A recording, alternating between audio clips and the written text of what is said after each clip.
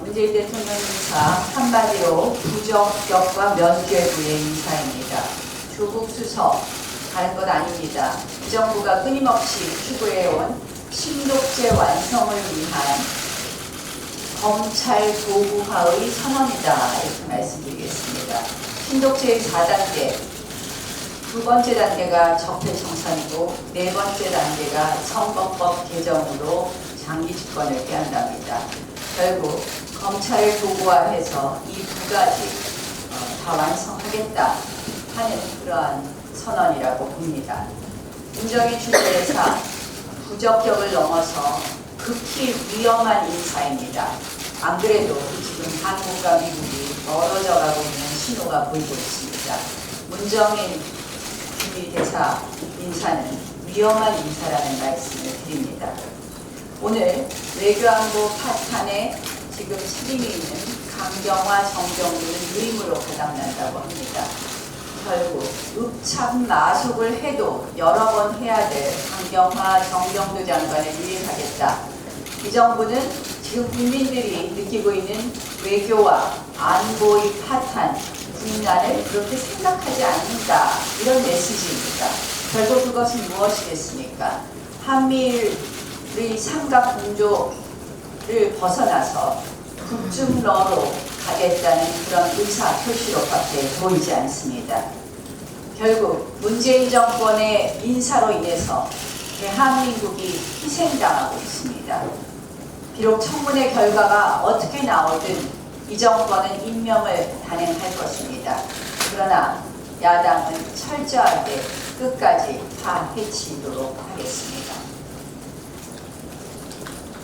어제 일본 정부가 한국 화이트리스트 제외를 확정하면서도 특별 포괄 허가라는 예외제도 활용이라는 여지를 남겨두었습니다.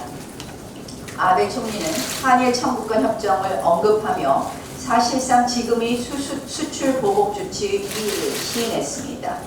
계속 파국으로만 치닫던 한일 갈등이 잠시 숨고르기 국면에 들어간 시점으로 볼 수도 있습니다. 그래서 저는 지금이 바로 골든 타임이다 라고 말씀드립니다. 아베 총리 계속 한국 정부의 태도 변화만 이야기합니다만 일본 정부 역시 변화와 양보의 의지를 보여야 합니다. 아베 총리도 한국을 설득할 수 있는 중재안 협상안을 들고 나오십시오. 문재인 대통령 이제 할 만큼 하셨습니다. 관광 여행업계의 쓰디쓴 지적을 흘려들으면 안 됩니다. 정치 외교적 문제로 민간의 교류와 관광마저 막는 것이 우리에게도 도움이 되겠느냐는 고언을 새겨들어야 합니다. 소모적 보복에 승자가 없다. 김대중 전 대통령이 슬퍼하실 거다. 오히려 한국의 마이너스다. 등은 어제 여당을 찾은 제1학자의 충고입니다. 외면하지 마십시오. 실질적 대책 마련에는 나서지 않고 오직 반일 선동에만 몰두한 청와대와 여당, 이제는 제발 외교적 해법에 나서야 합니다. G20 정상회담을 앞두고 부랴부랴 1+1 합의안을 제시했다가 공개 거부당한 그런 아마추어 외교, 이제는 안 됩니다.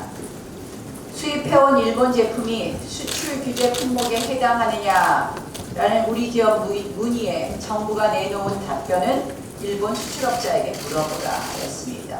그래도 알기 어렵다고 하니까 한번 신청해보라 였습니다. 이게 정부 설명입니까? 코미디입니까?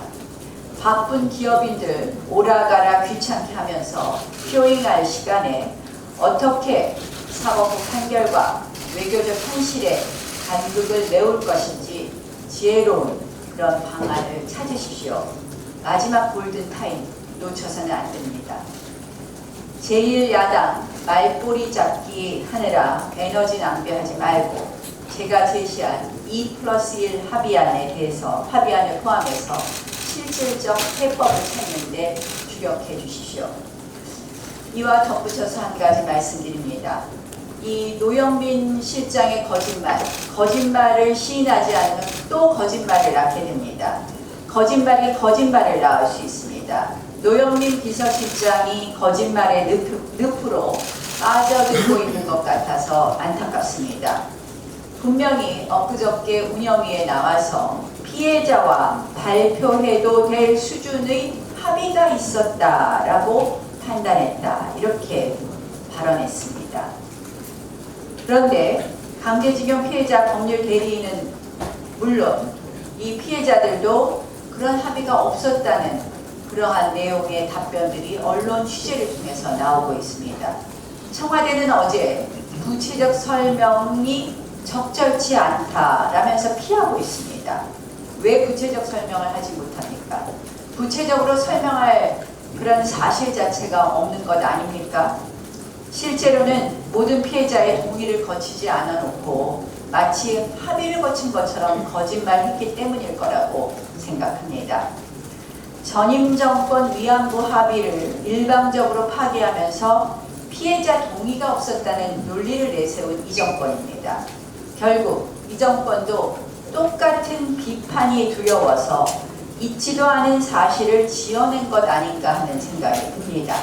도대체 누가 누구를 언제 어떻게 접촉했는지 육타 원칙에 따라서 청와대는 명명백백하게 밝히십시오. 그렇지 않으면 이 정권은 본인들이 적폐청산의 이유로 삼았던 것에 대해서 똑같은 잘못을 저질렀다는 것을 시인하는 것일 겁니다. 이제 그 경위에 대해서 다시 한번 오늘 청와대가 밝혀줄 것을 요구합니다. 이렇게 피해자 동의를 얻지 않고도 마치 동의를 받은 것처럼 꾸며내는 것, 피해자 가슴에 더 큰 멍을 남기는 가혹한 행위입니다.